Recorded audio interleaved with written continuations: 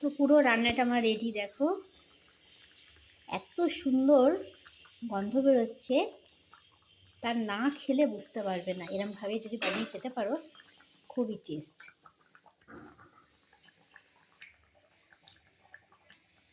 নমস্কার বন্ধুরা, আজকে দেখো আমি কি রান্না করব। তো মাংস কষা করব। তার জন্য নিয়ে নিয়েছি আলু। এখানে আলুগুলো আমি অর্ধেক করে নিয়েছি আর মাখিয়ে নিয়েছি একটু সামান্য হলুদ আর একটু লবণ, যাতে মাংসর মধ্যে আলুটা দিলে খেতে টেস্ট লাগে। তো চলো এখন আমি কড়াই বসিয়ে আলুটা ভেজে নিই। এখানে রান্নার জন্য ব্যবহার করছি সরিষার তেল। অল্প করে তেল দিয়েছি, তার মধ্যে আলুগুলো লবণ হলুদ মাখানো আলুগুলো এখন আমি তেলে হালকা করে ভেজে নেব।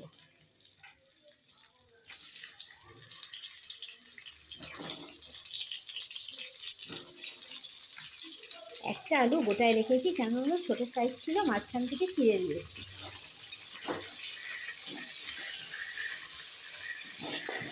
এরমভাবে রান্না করলে মাংসের স্বাদকে এত সুন্দর লাগবে।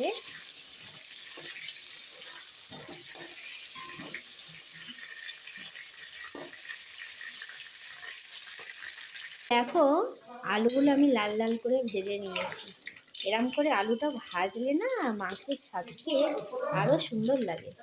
বন্ধুরা আলুটা ভেজে তো তুলে নিয়েছি।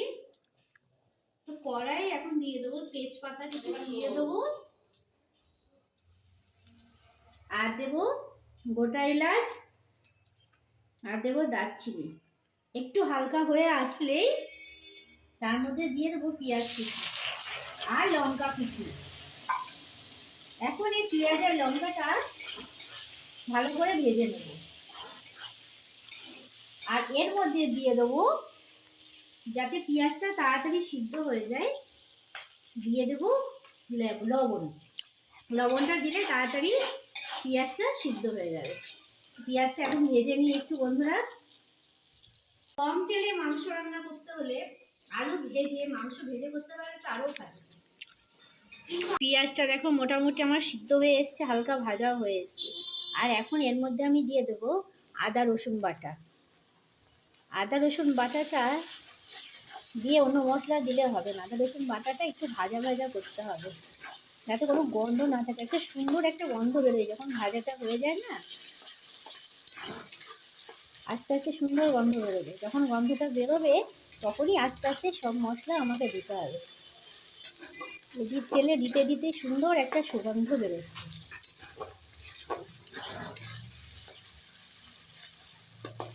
তো বন্ধুরা আমার রেসিপিটা ভালো লাগলে তোমরা চ্যানেলটাকে সাবস্ক্রাইব করো।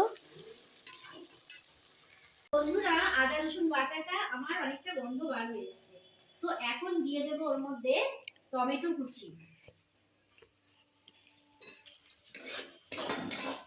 টমেটো কুচিটা যদি এর সঙ্গে হালকা ভাজা যায় সিদ্ধ হয়ে যায় আর কালারটা আরো সুন্দর আসে। টমেটো দেওয়ার পর এখন দিয়ে দেবো জিরে বাটা, আর তারপরে দিয়ে দেবো হলুদ গুঁড়ো 1 চামচ, আর দেবো লঙ্কার গুঁড়ো পরিমাণ মতো। যে যেমন লঙ্কা খাও তেমন দিতে পারো। তো আমি একটু লঙ্কার পরিমাণ বেশি দিয়েছি। দেওয়ার পর এখন মশলাটা আমি ভালো করে কষবো।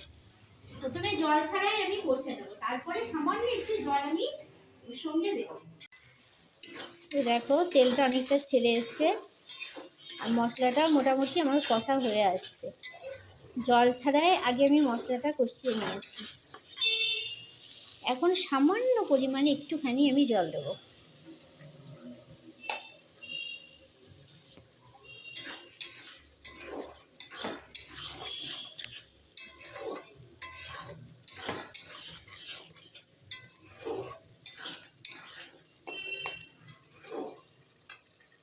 তো এবার আস্তে আস্তে আমি মাংসটা ওর মধ্যে দিতে থাকবো।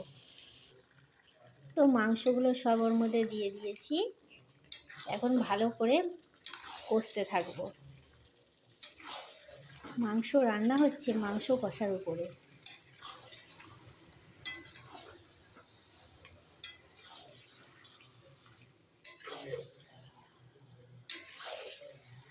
কালারটা তোমরা দেখেই বুঝতে পারছো যে কতটা সুন্দর কালার এসছে।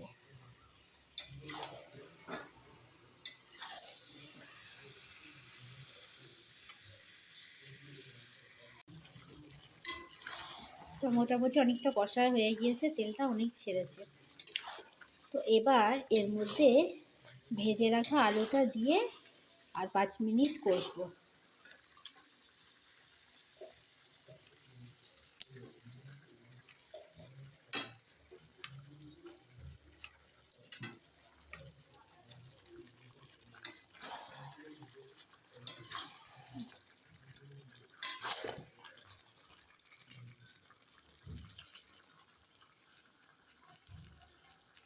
তো আমার আলু দিয়ে অনেকটা কষানো হয়ে গিয়েছে, এখন আমি এর মধ্যে জল দিয়ে দেবো।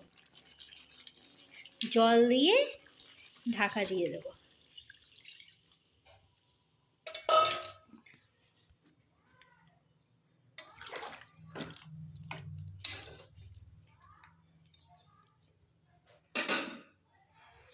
উপরে এখন আমি কাঁচা লঙ্কা দিয়ে দেবো।